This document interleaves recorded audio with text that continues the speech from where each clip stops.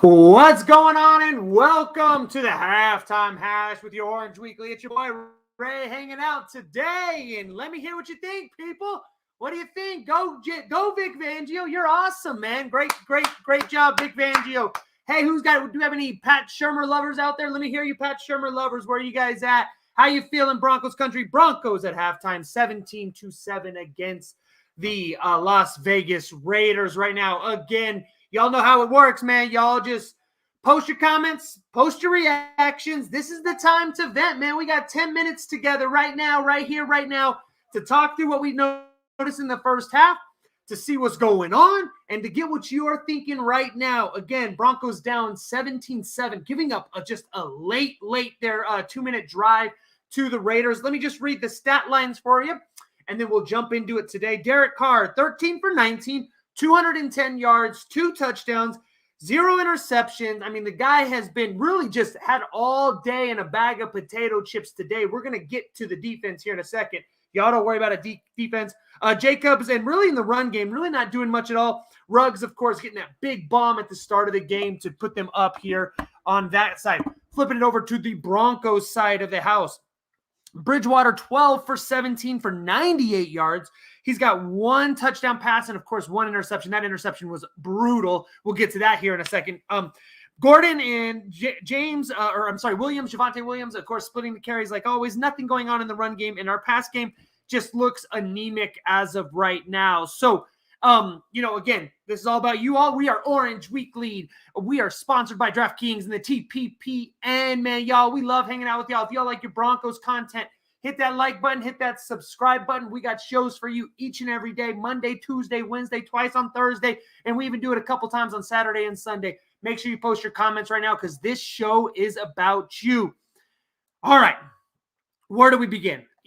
The first thing is, hey, the first four minutes of that game were electric, right? Here we go. The Raiders come down, and again here, thanks, Derek. What's going on? Always chiming in with y'all. No fly zone. Yeah, right. I totally agree. The Raiders come rolling down. They get Ruggs down the middle. He gets a big bomb on the first drive of the game. But the Broncos respond, man, and that was really great to see the Broncos respond for the first time in 24 weeks. We see the Broncos respond on an opening drive touchdown as well. But basically from that point, we see basically nothing from the Broncos.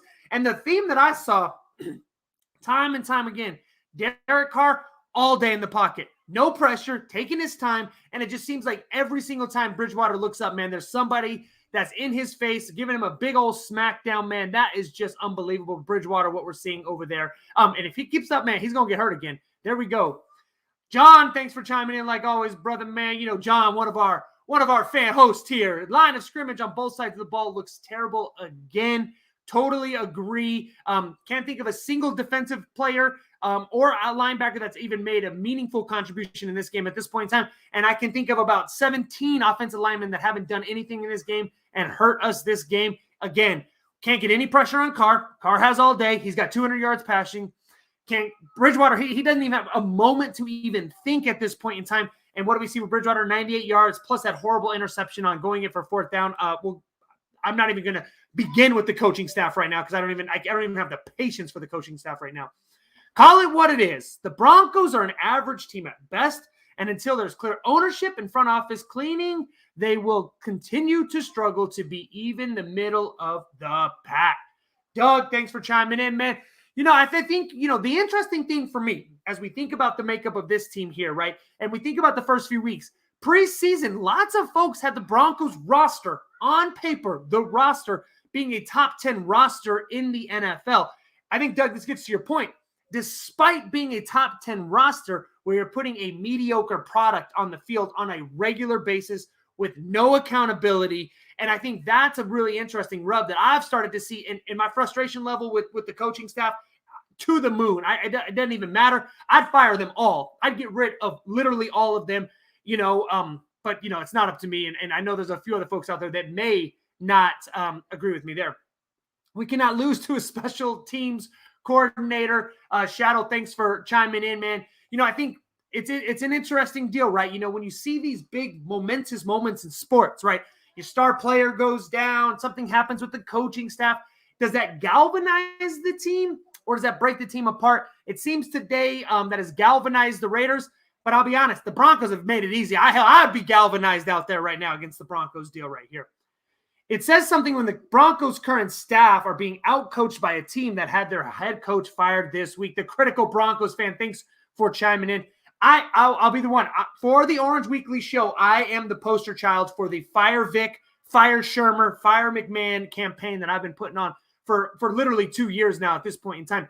For me, they don't pass the eye test. It just seems like they can't make any adjustments. Here's the deal. The fourth down play, let's go to the fourth down play real quick where Teddy Bridgewater threw the interception. That reeked of desperation. It reeked of desperation to take that fourth down play on your side of the ball, and then we punt it later on in the game when it's 4th and 3 at the 50-yard line. That play reeked of desperation to me, and I think it's because Vic knows his job is on the line, and he's doing whatever he can. But it just that in itself was a terrible coaching decision, if you ask me. But here we go again. Even if he would have gotten that first down, I would still be here saying that it was a terrible coaching decision. You're down 3, defense is playing great, and then you throw an interception there, and it just doesn't. It's just terrible there. Nicholas, what's going on? I'm done with Colin Fangio, a defensive genius. Lots of criticism here today on the no-fly zone part of the deal. I don't know who to place the blame on right now. I'll be completely honest. I don't even know who to blame right now. I don't know whose fault it is. I think Vic certainly plays a large role of that, but it looks like this defense is not ready to play today. And Eddie saying that he is not impressed by Simmons' performance at this point in time. You know, I think of the two safeties, I've definitely noticed Kareem Jackson on the field a lot more. Kareem Jackson setting the tone. Kareem Jackson being involved. Simmons' name certainly gets called here and there, but I can't recall a big-time play, at least in the last 2 or 3 games, by Simmons. Peyton needs to roll up his sleeves and start signing pink slips. Oh, this is an interesting moment. And as we think about this, and again, if y'all love talking Broncos, so do we. We'll have a show for you today. We have a show for you tomorrow. We'll have a show for you Tuesday. We will be breaking this down to turn around for Thursday night football. Right now, we're not passing the eye test. If it continues to look this bad and we go to Cleveland and get our butts whipped on Thursday night, I wouldn't be surprised if there's a coaching change here on this mini bye week that we'll see after week 6 this week. Man. So what do we need to do to turn it around in the second half? John chiming in here again. For me, I've talked about this before. The key is a fast start. The offense that we have built, and the offense is predicated on ball control. Running the ball is its number one identity, and Bridgewater being able to manage the game. I haven't even mentioned this. Bridgewater looks a little off to me today. 2 big-time passes, right? He missed Sutton on that maybe 18 or 20-yard out route, kind of an up and out route kind of a deal. I think they call it an arrow route. Where you at, Jared? You're the coach there, man. Where Sutton came across, just missed him, and then a wide open bomb that would have easily been 7 points if Bridgewater would have made that play. But to get to your point, John, the key here for the Broncos is they want to be in a position where they can control the pace and the tempo of the game, allow their defense to control and dictate the tempo of the game, and allow their offense to sort of use that little bit long, methodical kind of drive process here. Here's the deal. They got to score on this drive right now. If they don't score on this drive right now, I think we're going to see a lot what we saw from the Steelers game last week, scrambling, trying to make something and anything happen in the second half. And I think if they don't score on this opening drive, John, we got a long, long day ahead of y'all. Crack those beers, get your whiskey out now, because here we go. Kareem knows AJ is going to lose the matchup against Drake, and if he doesn't play half of the field, yep. So Nate, I think you're getting to here is a little bit of the predictability that we're getting. And Nate, I think to complement that, your comment there, the lack of pressure. It doesn't matter what we do schematically. It doesn't matter how good you are in the secondary. Nobody can guard somebody for 4 seconds. Period. That just doesn't exist. Particularly when we're talking about those soft zones, or if you're talking about shifting a half zone to one side of the field. It doesn't matter how long, how good your coverage is. 3-4 seconds, at that point in time, you are toast. We're not going to get any help on the secondary unless we get some help on the pass rush side of the house. It has been atrocious. James needs to get that running game going. I'm with you, James. I'd love to see, Gordon looks really good right now. Javonte Williams has a couple big pops there. We got to get those down and distances manageable. You get the Noah Fant hold. You get, there's some other bonehead play. I can't even think of what happened there. Oh, Bridgewater takes the sack on second down, ends up with the 3rd and 13. Those are the kinds of things that just kill the momentum and kill your ability to rely on the run. Again, Broncos worse than the NFL when it comes to down and distance on 3rd down there. Unbelievable. Roger, man, thanks for chiming in, man. We are Fans Brews, Broncos news, and unfortunately, the Broncos have caused us to drink a little bit more beer and whiskey than we probably care to admit over the years. So that is the truth, man. Hopefully, if you guys are enjoying the game, if you're at the game, Shanahan getting retired, I just quick shout out to Shanahan, man, for doing everything he did for Broncos country. Man, Shanahan looked like he had a hell of a party last night if you look at some pictures on Twitter. But anyway, speaking of Twitter, right here, Facebook, Instagram, Twitter, hit that like button, hit that share button, man. We are all about Broncos content. We're just like you. We just like talking about it. We love to talk to you about it. So we got to rock and roll. If you want to get a show each and every night, podcast, live shows, anything you want, we got it for you here.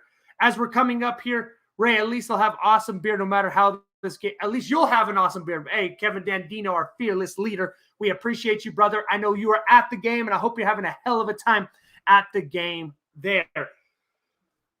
Best, okay, but one of the best at stopping teams on 3rd down. Oh, I see, James. Thanks for chiming in, James. You're kind of talking in response to the defense to my 3rd down comment. Here's the deal.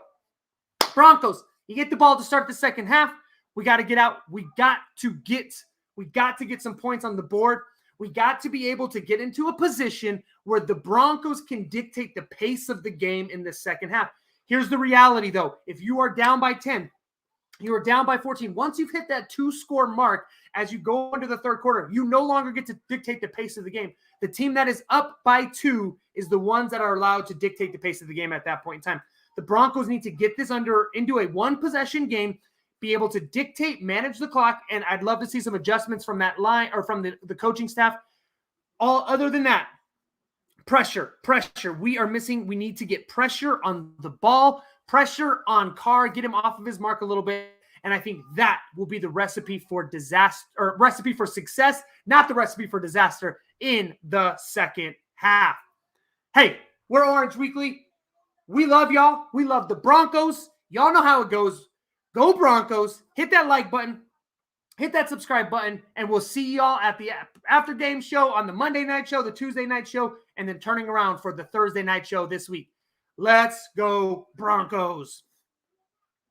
Do what I like, yeah, I do what I like, yeah, I do what I like. Sipping goose, if it's right, and I go with the flow, yeah, I go with the flow, yeah, I go with the flow, cause I know I'm the show. In the zone, here I go, in the zone, here I go, in the zone, here I go, yeah, they know I'm a pro.